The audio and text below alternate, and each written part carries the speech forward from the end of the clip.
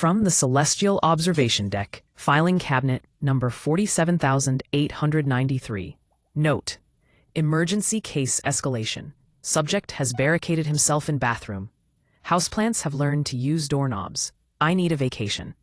Divine commentary. Let me start by saying that when mortals make wishes, they should really be more specific about the terms and conditions. But do they listen? Of course not. They never listen. Marcus Wellington Finch III had always been what his mother diplomatically called romantically challenged, and what his college roommate more accurately described as the human equivalent of watching paint dry, but less exciting. At 32, Marcus had achieved remarkable success in actuarial science. He could calculate the probability of literally anything except his own romantic prospects, which remained stubbornly at 0. His dating history read like a catalog of polite rejections. You're really nice, but I just don't feel a spark. I think I'm becoming a nun. Divine commentary. The nun excuse was particularly creative. I've been keeping track. That's the 14th time someone has claimed sudden religious calling to avoid a second date with Marcus.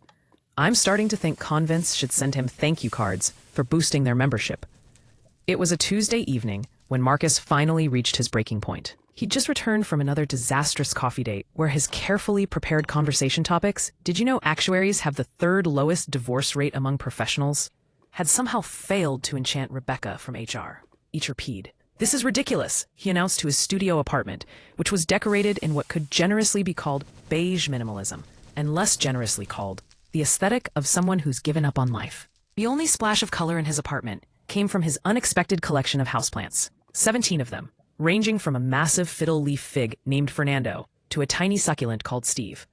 Marcus had started buying plants during the pandemic as a low-maintenance hobby and discovered he had an inexplicable green thumb. They were the only living things that seemed to thrive in his presence.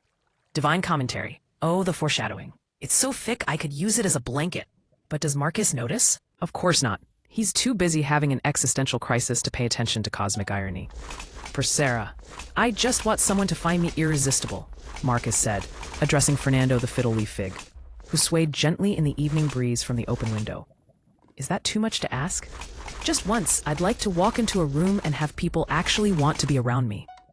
Fernando rustled his leaves in what seemed like sympathy. You get it, don't you? Fernando, you're the only one who listens to me without looking for the nearest exit. Marcus slumped onto his beige couch. No, you know what? I wish I was irresistible to everyone. Every single person I meet should find me absolutely captivating. And there is the exact moment Marcus doomed himself with imprecise wording. Everyone, he said. Not people I'm attracted to, or potential romantic partners, or even humans. Just everyone. Do you see the problem? Because I certainly do, and I'm already reaching for the emergency paperwork. The apartment fell silent except for the gentle hum of the air conditioner.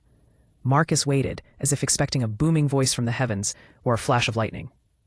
Nothing happened. Right, he muttered, because wishes are stupid and magic isn't real. He got up to water his plants, starting with Guadalupe, a particularly dramatic prayer plant who always seemed to droop when she felt neglected. Divine commentary. Magic is absolutely real, Marcus. It's just that the universe has a twisted sense of humor and a very literal interpretation of contractual language. The wish has been processed, approved, and is now being implemented. Standard activation time, 12 to 24 hours.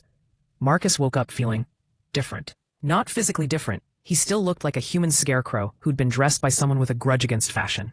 But there was something in the air, a subtle shift in the cosmic background radiation of his existence. His first hint that something had changed came when he walked into the kitchen to make his usual breakfast of sad cereal and resigned coffee. Guadalupe, his prayer plant, had somehow migrated 3 feet closer to the kitchen entrance during the night. Huh, Marcus said, moving her back to her spot by the window. Must have been the wind. Divine commentary. It wasn't the wind. The second hint came when he was getting dressed and noticed that Fernando had somehow turned himself completely around to face the bedroom, despite being a plant with no apparent locomotive abilities. That's weird, Marcus muttered, straightening his tie in the mirror. The tie was beige. Of course it was beige. Divine commentary. I'm watching 17 houseplants slowly develop what can only be described as a collective crush on their owner. This is not in my job description. I'm a cosmic entity, not a relationship counselor for vegetation. The third hint should have been impossible to miss. Every single plant in his apartment had somehow repositioned itself to have a clear line of sight to wherever Marcus was standing. When he moved from the kitchen to the bathroom, it was like watching a very slow, very green wave following his movement. But Marcus, bless his oblivious heart, was too busy checking his phone for messages from Rebecca, there were none, to notice that his apartment had developed a botanical surveillance system. Divine commentary.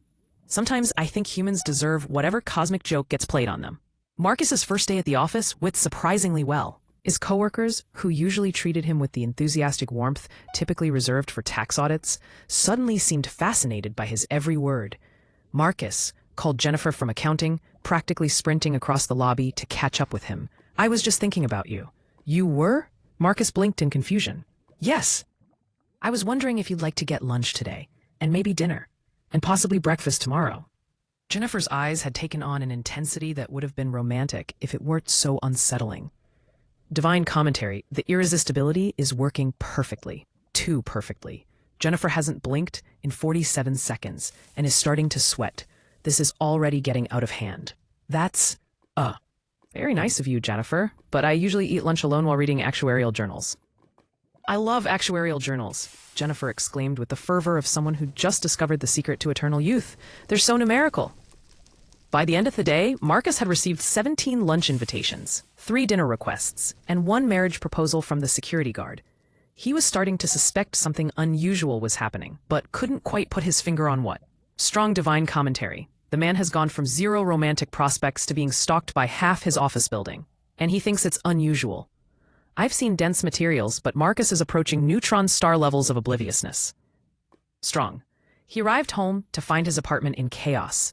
Every single plant had migrated toward the front door, creating a green gauntlet he had to navigate to get inside. Fernando had somehow positioned himself directly in front of the entrance, his broad leaves spread like welcoming arms. Okay, this is definitely not normal, Marcus said, carefully stepping around a philodendron named Gertrude, who appeared to be vibrating with excitement. Divine commentary, definitely not normal, is the understatement of the millennium. I'm watching houseplants develop complex emotional responses and mobility. I'm going to need to file this under unprecedented botanical behavior and probably start a whole new department. Marcus set down his briefcase and was immediately surrounded by his plants. They pressed in closer, their leaves brushing against him with what could only be described as affection.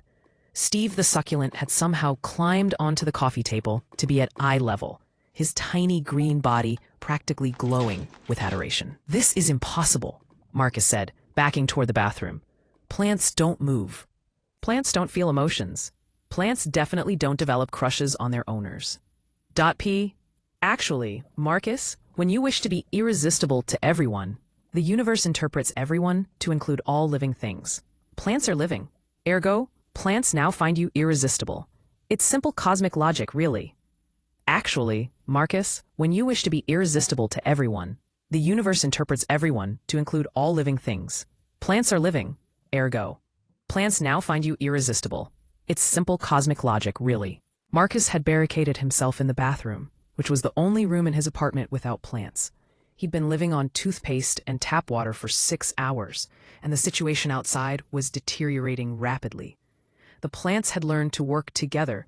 Fernando and Guadalupe had formed an alliance to block the bathroom door, while the smaller plants created a secondary perimeter. They'd also somehow figured out how to knock on the door, a rhythmic tapping of leaves against wood that sounded almost like Morse code. Tap, tap, tap. Tap, tap, tap. Come out, Marcus. We love you. Divine commentary. I've now witnessed houseplants develop tactical coordination, problem-solving skills, and what appears to be a rudimentary communication system. I'm going to need to alert the Department of Impossible Things. Assuming they're not too busy dealing with the man in Nebraska who accidentally wished his reflection would give him dating advice. Note to self. That one's going poorly too. This is insane, Marcus whispered to his bathroom mirror.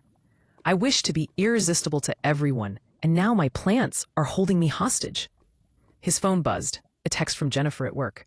Are you okay? You seem distant today. I've been standing outside your building for 3 hours. Should I call the police? Or bring snacks? I brought snacks anyway. Love you. Jennifer. Hearts. Hearts. Hearts. Marcus looked out the bathroom window to see not just Jennifer, but approximately 15 of his coworkers gathered in the parking lot below, all staring up at his apartment with expressions of deep longing. Strong. Divine commentary. The irresistibility effect is spreading. His co-workers have formed what appears to be a devotion cult in the parking lot. Someone brought a boombox and is playing what I can only assume are love ballads. The security guard is conducting a small choir singing Marcus to the tune of Yesterday by the Beatles. This is spiraling beyond my control. A new sound came from outside the bathroom. The distinct scraping of ceramic pots being dragged across hardwood floors. The plants were repositioning themselves again, and from the sounds of it, they were building something. "Oh no," Marcus whispered. Divine commentary. "Oh yes." Marcus had managed to make it to the kitchen for supplies, grabbing a box of crackers and a bottle of water before retreating back to the bathroom. During his brief reconnaissance mission, he discovered that his plants had constructed what could only be described as a shrine. They'd arranged themselves in a perfect circle around his favorite chair, with Fernando acting as the centerpiece. They'd somehow procured, he didn't want to think about how, several of his old business cards, which were now decoratively arranged among their leaves like tiny prayer flags. Steve the Succulent had positioned himself on the coffee table with what appeared to be a love letter written in some kind of plant sap. Divine commentary. The letter, roughly translated from botanical, reads, "Dearest Marcus, you are the sunshine to our photosynthesis, the water to our roots, the carbon dioxide to our, well, you get the idea. We have loved you since the day you brought us home, but now that love has blossomed, pun intended, into something beautiful and terrifying. Please come out of the bathroom. We promise we won't hurt you. We just want to be near you. Forever. Your devoted Flora." End pain. The situation outside the building wasn't improving either. The crowd of coworkers had grown to include people from neighboring offices, the mailman, 3 food delivery drivers who'd gotten caught in the irresistibility field, and a confused pigeon that kept flying into the window. Marcus's phone hadn't stopped buzzing. He had 247 unread messages, most of them variations of, "Where are you?" and "I can't stop thinking about you," and "I've learned to play the violin, just in case you like violin music." Divine commentary. The violin thing is actually Rebecca from HR. She's been practicing Canon in D for 14 hours straight. Her neighbors have filed 3 noise complaints, but she can't stop. The irresistibility compulsion overrides normal social inhibitions. This is getting genuinely concerning from a public safety perspective. "I have to fix this," Marcus said to his bathroom mirror. "I have to undo the wish somehow." He closed his eyes and addressed the universe directly. "Look, I don't know if you can hear me, but I made a mistake. I want to take back my wish. I want things to go back to normal. I want to be regular, boring, forgettable Marcus again." Divine commentary. Now he asks for a revision, after causing a multi-species romantic crisis that's violated several laws of nature and at least 3 city ordinances. But fine, I'm in a generous mood, and frankly, this situation's causing me paperwork headaches I don't need. The apartment fell silent. Even the tapping on the bathroom door stopped. Marcus waited, and waited. After what felt like hours, he slowly opened the bathroom door. The plants were back in their original positions. The shrine had been dismantled. Fernando faced the window again, looking like a perfectly normal, non-sentient fiddle leaf fig. Marcus crept to the window and looked down. The parking lot was empty, except for a few confused-looking people, wandering around like they'd just woken up from a strange dream. Divine commentary. Wish revoked. Irresistibility field dissipated. Houseplants returned to normal plant consciousness levels, which is to say, whatever minimal consciousness they had before this whole mess started. Coworkers' obsessive behavior reversed. Rebecca has stopped playing violin and is wondering why she owns a violin. Marcus sat in a break room at work, eating his usual sad sandwich and reading an actuarial journal. Jennifer from accounting walked by, glanced at him with mild confusion, and kept walking. Rebecca from HR passed without even looking up from her phone. Everything was back to normal. Perfectly, boringly, reassuringly normal. He went home to his beige apartment, where his 17 houseplants sat in their designated spots, doing absolutely nothing except existing in the quietly undemanding way that plants do. Fernando swayed gently in the breeze from the open window. Steve, the succulent, remained motionless on his windowsill. Guadalupe kept her leaves properly folded in their evening prayer position. Marcus watered them methodically, the same routine he'd followed for months. When he got to Fernando, he paused. "You don't remember any of that weirdness, do you?" he asked the fig tree. Fernando rustled his leaves in the breeze. "Right, of course not, because you're a plant." But as Marcus turned away, he could have sworn, just for a moment, that Fernando's leaves turned slightly toward him, as if the plant were watching him go. Final divine commentary. Case closed. Though not exactly resolved. Marcus got his wish reversed, and his life returned to normal, but he's still the same romantically hopeless individual he was before. The plants remember nothing, though I suspect Fernando retains some residual awareness. The real tragedy? Marcus was actually quite charming when 17 houseplants and half his office building were head over heels for him. He just couldn't appreciate it because it wasn't what he'd actually wanted.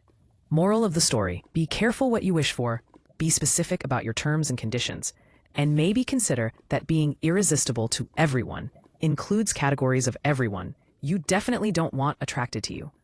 Next case, a woman who wished she could read minds and is now receiving mental broadcasts from every pigeon in the city. I really need a vacation. End of official report. P.S. Fernando is definitely still a little bit in love with Marcus. I'm keeping an eye on that situation.